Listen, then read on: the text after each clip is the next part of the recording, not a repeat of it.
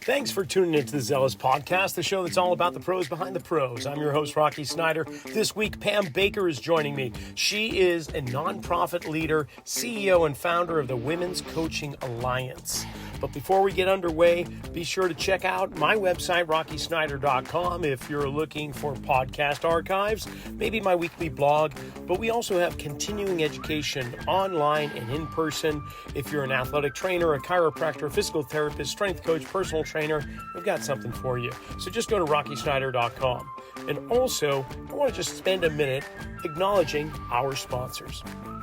This episode of the Zelos Podcast is sponsored by Kinetic IQ, where intelligence meets motion.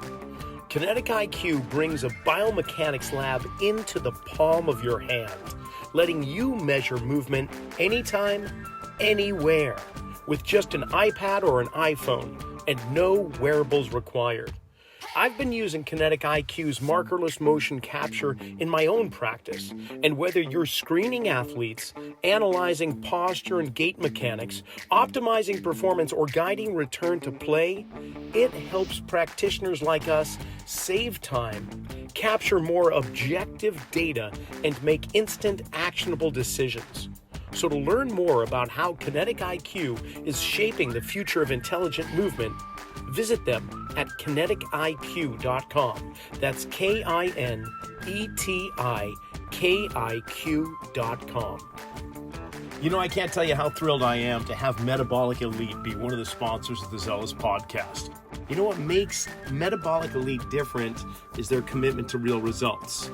I've seen a lot of supplements and performance enhancement things over the years, but they pair clinical experience with innovation, like Lipitab, their proprietary solid-state liposomal delivery system.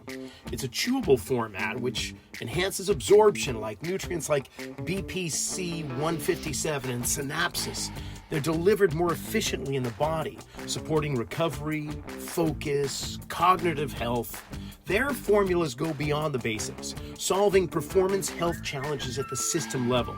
Every product is tested for quality, it's backed by research, and trusted by athletes and clinicians alike.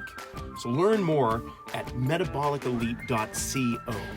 And you can get 10% off all of Metabolic Elite products by entering the coupon code ZELOS, Z-E-L-O-S. And before we get underway, be sure to follow us on Instagram at Rocky_Snyder, S-N-Y-D-E-R. Click subscribe, give us some comments, tell a few friends, enjoy the show. Pam, thanks for coming on Zelos Podcast. First of all, it's great to have you here. It is great to be here. Thanks for the invitation, Rocky. Well, it just comes back around. I got an invitation to your gala event last month where I got to hang out with some superstars. San Carlos, California, the Women's Coaching Alliance, kind of a fundraising event. But you had, well, it was nice to rub elbows with all these people, whether it was the founder of the Women's National Football Conference, Odessa Jenkins, hanging out with Reggie Stevens, who was on the podcast a few weeks ago, used to play with the New York Giants. Now he's here in Santa Cruz, helping kids just exceed in life. But just so many people. You've had the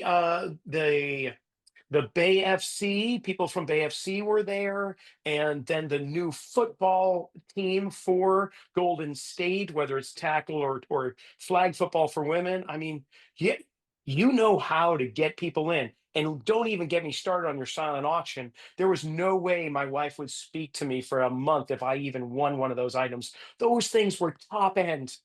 Oh my gosh. So It's some fun first, stuff, right? oh my gosh, it was so good. It was so good. And the appetizers and just the atmosphere, it was amazing. You should feel so proud of what you've built. But tell the audience what you've built. What is the Women's Coaching Alliance and how did it Well, get started? thank you for that kickoff because nobody's going to want to miss next year's. So we started the Women's Coaching Alliance 3 years ago here in the Bay Area, and we are on a mission to develop female leaders through coaching youth sports. And so what that means is we connect with young women ages 15 to 26 who've played a sport and are interested in coaching younger kids. And then we interview them. And if they make it through that interview, we pair them with another young woman. So she's coaching in a team of two. And then we partner with recreational sports organizations who are looking for more coaches. Generally, they're looking for parent coaches and falling short pretty much every season, which means kids don't get to play. So they partner with us to say, hey, how many coaches can you provide? And we take these young women and we take them through an in-person leadership academy where they learn to introduce themselves to parents. They learn how to organize kids. They learn how to run practices. They know the sport that they're coaching, but obviously it's different to play it than it is to teach it to someone else. So we help them kind of remember their memory, if you will, of what it was to learn that sport for one of the first times. So they have a co-coach, they get training, they get an adult mentor who works with them throughout the season, because our focus is how do we develop leaders, and we're using the experience of coaching as the way that they do that. So the mentors are working with the coaches to set some goals for the season, monitor progress, where do they need some additional support, help when they have a difficult conversation with parents, and so on. And we call this experiential leadership program because this is one, as you know well, Rocky, you cannot phone in coaching. You have to show up, you have to be prepared, you have to know who is on your team and how to motivate each kid on that team. So this experience, and as these young women go into it, they get paid for that experience of getting trained, coaching, practice plans, running games, communicating with parents, communicating with the sports leagues. And our expectation is that we are front loading these invaluable but also transferable leadership skills to these young women before they head out into jobs and careers. So they should be just a great group of young women that organizations want to hire for themselves. Love your tagline, Coach Today, Lead for Life. I mean, it Yeah. says it all. That's spectacular. So where do you find, I'm imagining, and please correct me if I'm wrong, but female athletes that have gone through some kind of organized system that want to continue on, and that would be a hotbed of recruitment right there. Maybe local colleges and universities. I mean, where do you find the candidates? How does that happen?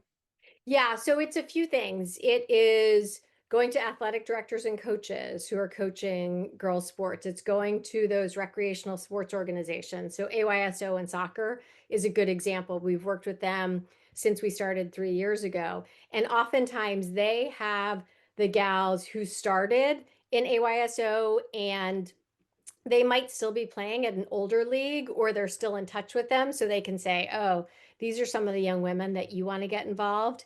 We are in the process of trying to connect with more of the college aged athletes, and I will say that is a space where we're still trying to figure it out, largely just from a network perspective. But those are some of the places: athletic directors, coaches. It's often the adults in the community who are really involved with kids and sports and so on can say, these are the folks that you want to talk to. But the nice thing is that that outreach needs to happen generally that first season, and then in subsequent seasons, the coaches kind of do all the outreach for us. They talk to their friends and their teammates and they say, oh, you got to get involved in this. And they do a lot of the marketing and outreach for us, which is, it's good because, as you can imagine, a teenager hearing about it from their friend or their teammate, it means a lot more than reading, some email or an ad on Instagram. Okay, give me the background story though. Yeah. How I know there's a story of inspiration here. Please share. Yeah. So the background is, or the inspiration was my husband. He was an athlete and he was a great coach. He was really the product of some great coaches himself. And we've got twin daughters, and as soon as they got old enough to play sports, he was the first one to raise his hand and say, I want to coach, because he saw the impact that a great coach can have. But every season, he would try to get more women into coaching with him because he knew that they would benefit from having a female coach and role model. And he would as well, trying to understand these female beings. And every season, he would come up short. and he would say, "Where are all the women coaches?" And so he was diagnosed early on in the pandemic with pancreatic cancer. It was stage 4, so he passed away about 2.5 months later. So it went really quickly. And we were in August of 2020, and we couldn't do kind of the normal things that people wanted to do when somebody passes away because of COVID. So we worked with our local Parks and Rec Foundation and said, can we set up a fund in his name to try to accomplish what he was really focused on? And that was getting more women into coaching sports and giving more kids the opportunity to play sports. And I will tell you, Rocky, I had no idea at the outset what that meant because I hadn't been a coach. My background was on the corporate side of the world. And so I had to go out and ask some very basic questions that your listeners will probably think, well, that's a really silly question. But the first one was, what makes a great coach? And I Mhm. honestly didn't know what what the qualities were of a great coach. And as I listened to people's responses, the things that they said are how I would have responded if you asked me what makes a great leader. And so that was the first insight, that great coaching is great leadership. And it sounds so obvious now when I say that, but it really wasn't obvious to me at the time. And so we thought about the different groups of women that we could get into coaching, moms and retirees. And both of them, moms were like, I have a plate this full. Retirees had a bucket list they wanted to accomplish. And then we talked to young women, and they were a group of athletes who were in high school and college. And we asked them about this idea of coaching younger kids. And what was interesting from them is they were super intrigued by the idea for a few reasons. One is most of them had had no or very few female coaches in their experience. They generally liked the idea of working with kids, and they liked the idea of sport having done something powerful for them and giving that back to younger kids. So there was clearly a hook. And then I said to them, well, what would get in the way? What would make you not want to take this opportunity? And they all sort of looked at each other, if they're sitting in a row, and one looked at the other, are you going to say it or am I going to say it? And one of them said, dealing with the difficult parents. Mhm. Well, that's kind of a deal breaker. But then at 3 a.m., which is where the good ideas happen for me, I realized that the skill set to deal with difficult parents is the same skill as dealing with difficult clients and bosses and direct reports and vendors and you name it. So if we could front load this experience for these young women of navigating challenges, developing resilience, learning great communication skills, learning how to lead a team with the support of an adult along the way, then could we give these young women really powerful skills as they head out into the world? So that's the Okay. backstory, and that's what we So created. this podcast is a selfish pursuit for self improvement on my part. I invite people that are now my captive, and I won't even say audience, my captive. You are captive with me for a little while here, and I want to learn. I mean, that's the whole purpose of this podcast itself, whether the listening audience shares in that pursuit or not.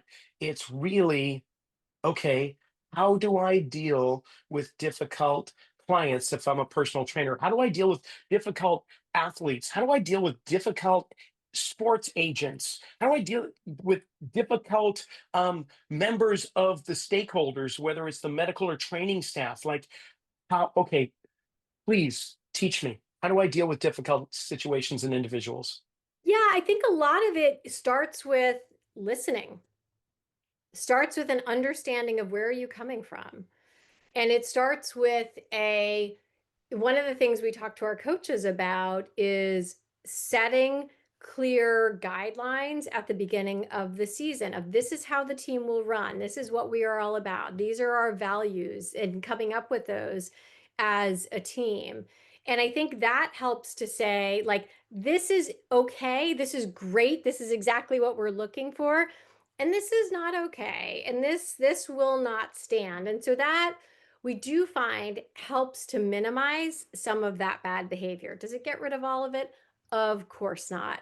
But I think a lot of it does, again, start with Where are you coming from? What are you saying? And what maybe sits underneath what you're saying? And this is where the mentors are invaluable in helping these coaches, because oftentimes the coaches are on the front lines and the mentors are sort of at a little bit of a distance, and they can help them process it after the fact. Okay, what did you hear? How did you respond? Is that how you wanted to respond? What do you think the impact of that will be? And if you had it to do over again, what are you going to do differently? So I will absolutely say, does it go perfectly the first time? No. In many cases, it doesn't go particularly well. But quite frankly, we are about developing leaders. We're not about developing perfect people. And part of leadership is making some mistakes along the way and learning from them and saying, okay, that I want to carry with me forward. That one I want to leave in the trash bin, and I want to do it differently the next go around. So a lot of it is trying out different approaches. And the nice thing with this dual coach model is they get to see how each other handle different situations and they learn from each other. So that's a real benefit as well of, oh, I hadn't thought about doing it that way, or I hadn't thought about saying that, but I want to adopt that the next go around. Your mentors are coaches, obviously, and there must be some type of qualification screening process or whatnot. Like, do you have certain core values that you are looking for within these mentors? How do you select, right? How does that work? Yeah. So we look for people who have either coached in their past, or they have led, or they are leaders, or some combination of the two. And what we really care about is that they are interested in helping develop young women, and they come to coaching in a way that is aligned with our values. We coach at a rec level. We want at the end of the season that kids return for another season. And we know that happens when they learn some skills and they have fun. That is our focus. It is not all about the score, it is not all about winning. So that's a really important piece that we screen for ahead of time. Why is it that you want to do this? What is it that draws you to sports? What's your experience? And when we hear I want to make sure that we get the best kids out there because boy, I want to get them out there and playing in college and the pros and all the rest. That's great. If that's your interest, that's not a great fit for our organization. So that's a really key piece of what we do. Another piece is that we ask our mentors to stand back. And it's really interesting. Every mentor that we talk to says, of course, I get it. And then those difficult experiences come up. And most mentors will tell us when they're being really honest that those are the hardest times not to step in because they know how to solve it because they've been there. And yet, at the end of the season, when we ask our coaches, what are you proud of? What is a situation that you would handle differently, but you learned from in the process? Where is a place that you've grown? Those are the situations that come up. So we tell our mentors, please don't take those away from these young women because those are invaluable growth opportunities. And I don't know about you, but the situations that I have learned from the most are the ones that I look back on and I go, oh my God, I do not want to do that again. And you can be darn sure I don't do it again. And that's part of the benefit. But these young women don't have to do it on their own. The mentors are there to help them make sense of, course correct, learn from, and so on. And the mentors are not gender specific. You've got men and women mentors. Exactly. Yep. Yeah. And so paint the picture, if you would, Pam, about like what would that look like? I'm just imagining a soccer pitch, Yeah. but it could be a basketball court or anywhere else. But I'm imagining the mentor basically sitting over by the ball bag and just kicking back and watching the practice take place. Yep. Or is it only during game time? Like are the mentors present when the coach that's in training is rolling it all out? We ask the mentors to be at as many of the practices and games as they can be.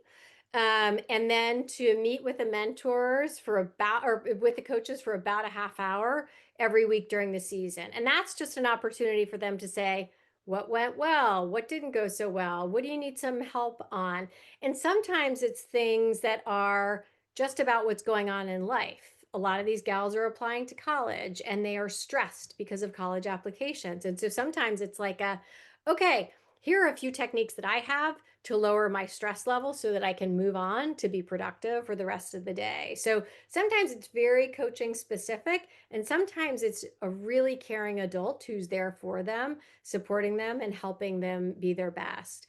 When they are there at games, usually they're sitting or standing with the parents. They're there just as an observer. And the reason that we ask them to be there is because it's way more powerful for them to see the coaches in action than for the coaches to try to translate the experience to the mentor to tell them what happened, because oftentimes they miss a few of the things that have happened. I know for myself, sometimes when I try to facilitate a meeting and participate in a meeting, it's really hard to do both because your focus is different. For them, the focus is the kids and the team and executing on the plan. And then for them to pick up all of the additional nuances is kind of tricky. So that's part of the role that we ask the mentor to play. I love it. Honestly, it's just so refreshing to hear that this is helping to encourage more women in a leadership role. I mean, well, on my YouTube channel, I've got a playlist as Women in Sports, which is basically all the women that have been previous guests on this podcast. But many of which I consider mentors myself. For me, Dr. Andrea Hoodie with the University of Connecticut and the women's basketball team, Meg Young, who is the head strength conditioning coach up at the Seattle Sounders, the men's MLS soccer team there, also coach of the year with the NSCA, Sue Falzoni, who was the first athletic trainer in Major League Baseball, who was with the Dodgers, went away, developed a whole program for the Houston Texans on return to performance. And now she's back with the Dodgers for the second year. She's got World Series rings, and she may very well have another one coming up. But these are people that are highly influential in my life. And and I like to think that I'm colorblind and gender blind, although truth be told, I know that I have to work at that. It's not something that comes naturally because of the generation that I was raised in, but I'm just very fortunate to be open, I guess, to accepting leadership, information, and guidance from any source. And it's really great that you're expanding this. Speaking of expanding, okay, so you start in the Bay Area, San Francisco Bay Area, for those aren't familiar with that, and now you're dropping down into the Los Angeles basin, and you're over in New York City. I mean, okay, this is where your corporate background, I think, is probably really pivotal here, because when we grow sometimes too fast, a lot of the wheels start tumbling and falling off the cart. So, how is it, two part, how is it that you're growing in these metropolitan areas, and how are you keeping the success continued in those regions too? Yeah, great question. I just want to go back to one thing you said though, and you talked about, I think, being blind and colorblind, you think. One of my hopes from this experience, because our coaches coach boys and girls, is that having women out there as coaches and role models normalizes this idea that, of course, women are just as likely to be a leader and a coach as men will be. And so hopefully over time, we can shift that expectation of, oh wow, she's a female, to like, yeah, so what, no big deal, just the norm. So it will it's going to take us a while to see that impact, but that's our hope. So yes, we are very excited. We launched in LA County this past fall, and that was thanks to a grant from Gatorade that allowed us to go there, which was awesome. So we worked with two different communities, their AYSO regions. So we had 10 young women who coached with us for the fall. And it's thanks to another generous grant that we are going to the New York area next year. And so as we go into new markets, we're thoughtful about who are the right partners for us that really focus on that rec level coaching, but also starting in a way that we don't get out ahead of our skis. So we start with just a few teams of coaches because we recognize that coaching in every geography is going to have some different nuances. And just as an example, we've been coaching in Pasadena and Claremont this past fall. And one of our mentors, as we were training our mentor group in LA, said, are your coaches prepared for some of the trauma that kids may have experienced from the fires earlier this year? And it was Ah, a great aha for us of saying we hadn't thought about that because we personally hadn't been affected. Many of us know folks who have been, but it's things like that that are very location specific that if we had a huge group, it would have been much harder to do anything about. But with 10 young women, we can then say, okay, great, let's figure out how we make sure to prepare them for the season ahead. So as we head to New York, we'll do something similar. But what's really important to us is that we not go into a community and coach for a season and then, suddenly we're gone. We want to build a foothold and grow from there. And that's what we've done here in the Bay Area. We started in Burlingame and we did that for a year and a half. And then we expanded to the surrounding areas. And, within 2 years, we had 7 different communities. And then last year we had 10 and so on. So that's really key as we go in and say, we want to build a presence here. We look at a multi-year engagement as opposed to here's what it's going to take to coach for the season. And as you might imagine, one of our values is learning and growth. None of these young women are great coaches at the outset, and we hold ourselves to that same standard. When we went into LA, we learned some things that, wow, in retrospect, we might have tweaked those a bit. So as we go to New York, we'll learn from those experiences. And it's really important that we do because we're now at a point, we've got folks from San Diego and Denver and Cleveland and Kansas City who are really interested in the work that we're doing. So our demand is outpacing our supply. So making sure that we are learning quickly and adapting how we do what we do is really key. we're just going to take a quick pause from this conversation to acknowledge our sponsors, and then we'll be right back.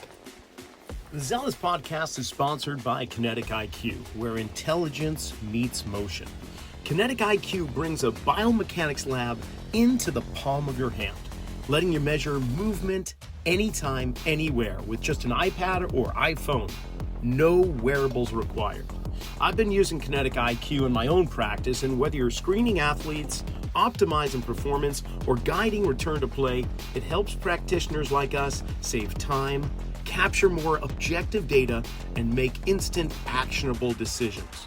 So to learn more about how Kinetic IQ is shaping the future of intelligent movement, visit kinetikiq.com. That's KINETIKIQ.com. At the forefront of Metabolic Elite is Jim Lavelle, internationally recognized clinical pharmacist, a chief science officer at Lifetime, and the co-chair for the American Academy of Anti-Aging Medicine. He's got over 4 decades of experience and has guided Olympic athletes, professional teams, and leading health institutions. You know what makes Metabolic Elite different is their commitment to real results. Like Lipitab, their proprietary solid-state liposomal delivery system. It's a chewable format which enhances absorption like nutrients like BPC 157 and synapses. They're delivered more efficiently in the body, supporting recovery, focus, cognitive health. Their formulas go beyond the basics, solving performance health challenges at the system level. Every product is tested for quality, it's backed by research, it's trusted by athletes and clinicians alike. Wow. So the sports, I can imagine you most likely started with one particular sport in mind, but then started branching out to multi-sports. How is that working out? Like what kind of elements do you have to address?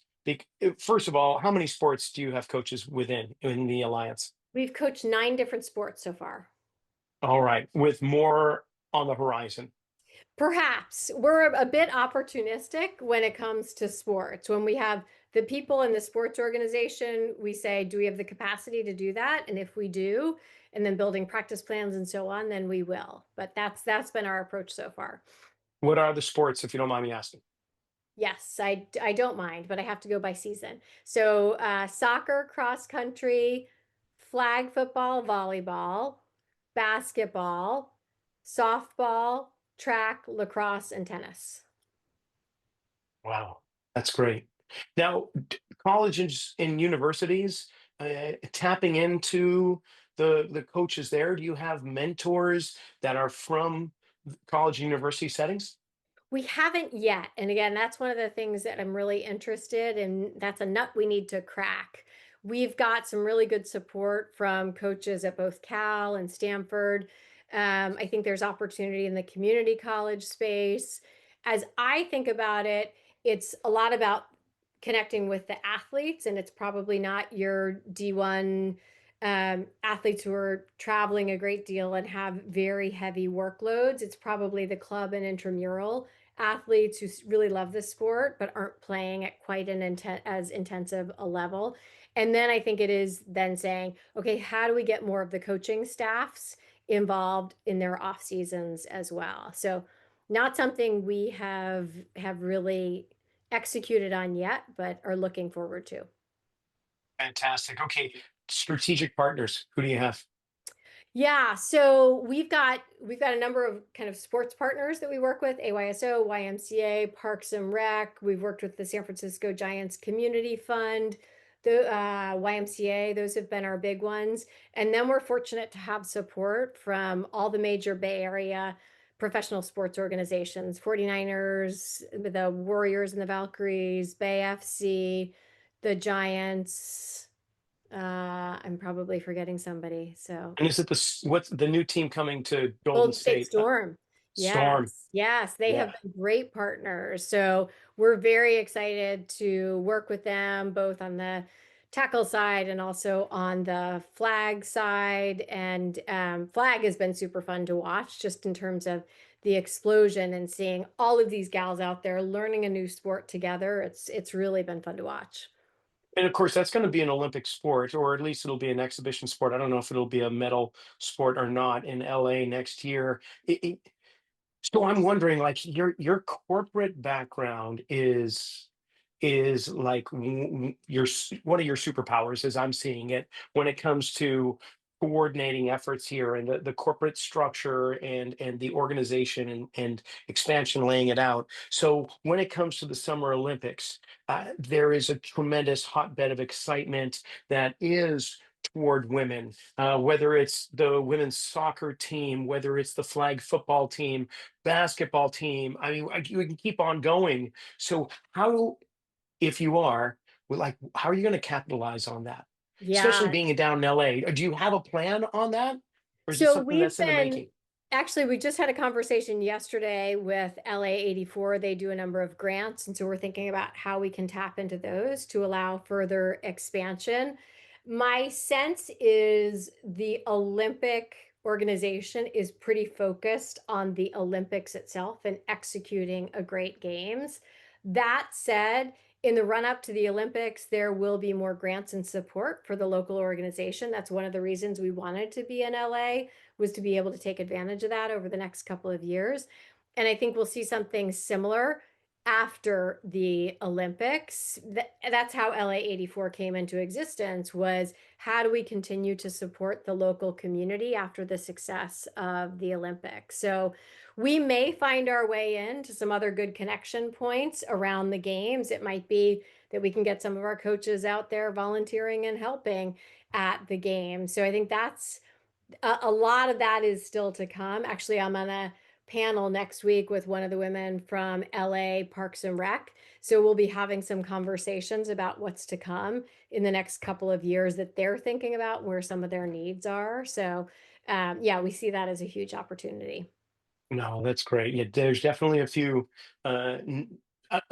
outlets that I can think of, and I'll share with you after the show's over, where but networking potentials I'm happy to connect you with. But one that I'm thinking of right now is My organization I've been a member of for since the early 90s is the National Strength and Conditioning Association. So these are the strength conditioning coaches primarily, but the sports scientists, the ones that are behind the scenes with organizations like the Golden State Warriors and Bay FC and San Jose Earthquakes and all that. But they have themselves, the NSCA has a women's committee mentoring program, and it Oh, is basically there to support, develop, and enhance the advancement of women in strength conditioning and related professions. So the NSCA, it's rather new and forming, but it is basically a program that runs for 6 months, May to October, and and their mission is to balance out the fields, to help with the advancement of women in S&C and for that matter anywhere, including coaching. So I think that would be a great partnership for the NSCA's part to align themselves with what you're doing because well they're national and they've got a fairly good outreach. So we'll have to connect you great. there. I'd love Yeah. that. Yes, it sounds like they'd be a great partner for What are your sure. growing pains? Our growing pains are making sure that we are ready to go into a community when we say yes. If I said yes to all of the people that would like us to come there, we would not be able to be effective in the communities where we're coaching. And to be candid, that pains me because I Mm, would love to give more young women the chance to lead early on, partially because what I hope these young women experience is that they change the talk track to themselves that many women have, which is, oh, but I'm not ready for it. I haven't done enough. I haven't been trained in it. I don't have a degree in it. And I think we tend to have this belief that we have to have all of the pieces buttoned up before we are ready to take that leap. And my hope is that because none of these young women ever think that they are going to be good coaches at the outset, and yet they take pride in what they've accomplished by the end of the season, is that this creates a different track for young women where they start to say, I'm not sure if I can do this thing, but I wasn't sure I could do that coaching thing either. And I did. And I survived and I learned from it and I got better from it. So maybe I should take this leap before I think I'm ready. It is this confidence building that I think is the root of what we do. And I think if we can send more young women out into the world as confident leaders, that will be a job really well done. So, to your question of our pain points, it is about having to say no sometimes because we know that is the best thing for the work that we are doing now. As you might imagine, it's a lot about funding. And when we can get more funding in the doors, that allows us to build our infrastructure stronger so that we do have the resources to be able to support those different geographies. And we've got a great team. They are incredibly scrappy and work hard and do an amazing amount. I mean, one of the jokes that we often hear when it's a little bit like Oz, people actually see the team that is behind all of this and they're like, where's everybody else? And it's pretty amazing to see what our team manages to do, but that's not sustainable over the long term. So getting the support, getting the sustainable funding and to be able to do that on a broader scale is really what we're focused on. are you the grant writer? I do. I am writing. I am reviewing grants. So Uh, we do now have somebody who does a lot of the front end stuff. I will review and refine and tweak. So that's a plus because when I'm the grant writer, it's not nearly as good as when other people are writing the grants. I so I've been involved with some fundraising events over the years, and the thing that I recall the most in terms of given advice that sank home with me is that we're not asking for people's money, we're providing them a chance to help others. And if you come from that perspective, then it's a completely different mindset. Look, I'm providing you an opportunity. That's what we're doing right now. I'm giving you an opportunity to help.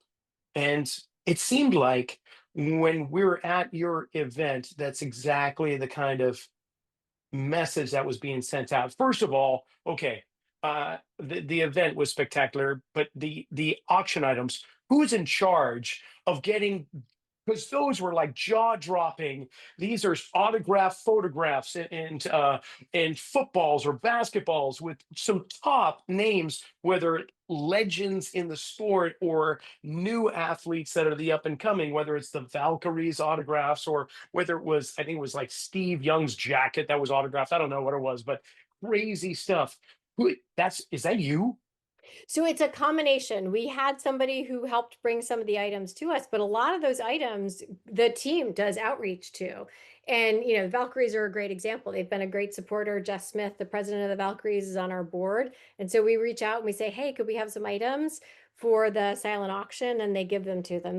Give them to us. The 49ers gave us tickets to the Monday night game with on-field access, which they don't sell that. And so our attendees got a chance to bid on those. We had a Steph Curry signed jersey. Steve Young has been a supporter, and so he's auctioned off a number of items as well. So a lot of that is all of us reaching out and saying, hey, who do we know? Who can we ask? And to your point, I'm not asking for me. I'm not asking you to give me the thing. I'm asking you to donate something that will allow us to get more young women out there coaching and leading and more kids playing in the process. Speaking of kids, you got two daughters. Yes. And what are their ages, if you don't mind? They're twins, so they're both 17, almost 18. Okay. Do they want to follow in dad's footsteps in regards to coaching? Are they all ready? So one of my daughters has said no, she doesn't have any Yeah. interest in it. And the other one has coached with us for probably 6 seasons. So she's a very experienced coach. Oh, that's so nice. Yeah, it's been fun. Beautiful that everyone's just encouraged to go whatever direction it is. Yeah, And they get to both wow. there. Okay, you mentioned, well, we just spoke about this event. What other events do you have lined up on your calendar for more exposure to the Women's Coaching Alliance or for fundraising events? What's coming up for the end of this year and into 2026? So we will soon be launching our Giving Tuesday campaign, which is getting 200 donors for 200 coaches. We have a target of getting 200 young women out there coaching next year. This year we had 89, so that's a little bit more than doubling it. So we are being aggressive, but we know we have the interest in getting those coaches placed. So that'll be the next thing that folks will see. Then we're also looking at Super Bowl weekend or the Super Bowl 2 weeks. So we have a great partnership with 49ers Prep, and so we'll be working with them on doing a flag football skills clinic, probably the weekend before Super Bowl, and also a mom's clinic, which is one of the things we've done for a number of sports, and it's super fun. The idea is instead of it always just being the dads who are out there playing the sport with their kids, let's give the moms the basic skills of the sport that their kids play. So we've done it in basketball and soccer, and now we're going to do it in flag football and get moms out there playing, learning the basics of flag football so they can get out there and play flag with their kids. And we know that matters because moms are the decision makers, they're the ticket buyers and all the rest. So getting moms not only comfortable playing the game, but more knowledgeable about the game and the team and so on is super valuable. So we're working on that. We have a number of leadership academies that we run throughout the year to get our young women ready to coach. We're also looking at doing an event prior to World Cup, which will be here the middle of the year. We've got our annual benefit that it's coming up in October, and we usually have a whole bunch of other things in between. Honestly, you've got the Triple Crown coming. You've got the Olympics in LA. You've got the Super Bowl at Levi Stadium, Mhm. and you've got World Cup. It's like, oh my gosh, it's so so It's like very sport over the rich. top. Oh my gosh, I could honestly see you getting some national coverage during the Super Bowl when they're doing all these different things. That would be great to see some women doing flag football out there at Levi. And wow. Okay, so we're coming up against the clock. Obviously, let's throw out ways not only to support, but how do we find more information, website, Instagram, all that stuff. Yes, awesome. So we are womenscoachingalliance.org. So you can go to our website, you can go, our Instagram is the same. You can check us out on LinkedIn. So those are the best places to find us. If folks are interested in supporting the work that we do, here are the three ways that I always suggest. One is that young woman who is in your ecosystem, tap on her. If she's played a sport, tap her on the shoulder and say, you should go coach. We'd love it if she coaches with us, but what we know is that young women often need that nudge to get them involved into coaching. And just tell her that she's going to be great, and suggest to her that she go coach. Number two is mentor. Mentors are a key part of our program in supporting these young women to develop into leaders. And so raise your hand to mentor. It is a really manageable time commitment with just an outsized impact. And third is to donate. All of our coaches are paid, and that is the most expensive part of the work that we do. And so when we have donors who support us, that allows us to get more young women involved out there coaching and leading. So those are the best ways to support us. If you know of organizations who you think would be interested in supporting us, we're always happy to chat with those folks as well. Fantastic. I'll make sure that information's in the description below the podcast. Pam, thank you for all you're doing, first of all, for our community and for the world. It's just, you grow out of acts of dark areas, and that's where the light shines best, is coming out of that. Everything grows out of the things that we struggle with, and so thank you for being able to do that, and thank you for your time today. This has been a great conversation. Thanks, Rocky. I so appreciate you giving me the platform, the chance to chat with you. It's really just been so much fun. So thanks again. And just like that, we're at the end of another amazing episode. I want to thank Pam Baker for coming on and wish her all well with the Women's Coaching Alliance, especially next year with so many things coming up. Don't forget to check out my website, rockysnyder.com, if you're looking for previous episodes of Women in Sports or a whole bunch more. And check out my book, Return to Center, Strength Training to Realign the Body, Recover from Pain, and Achieve Optimal Performance. Here we go one more time with my sponsors. Remember to check out metabolicelite.co. Check out all the products they have on their website. Synapsin Pro is something I've been using to help stay focused without having to over-caffeinate myself. It keeps me in the zone so I can just really hone in on the things I need to achieve without feeling like, man, I gotta reach for an energy drink every 5 minutes. metabolicelite.co. And don't forget, Kinetic IQ. They've got markerless motion capture for morons like me. I can use their product with my iPhone or my iPad. I can look at posture analysis, movement analysis of any exercise, gait analysis. It gives me everything I could possibly want when tracking people's movements. So, check out kinetikiq.com.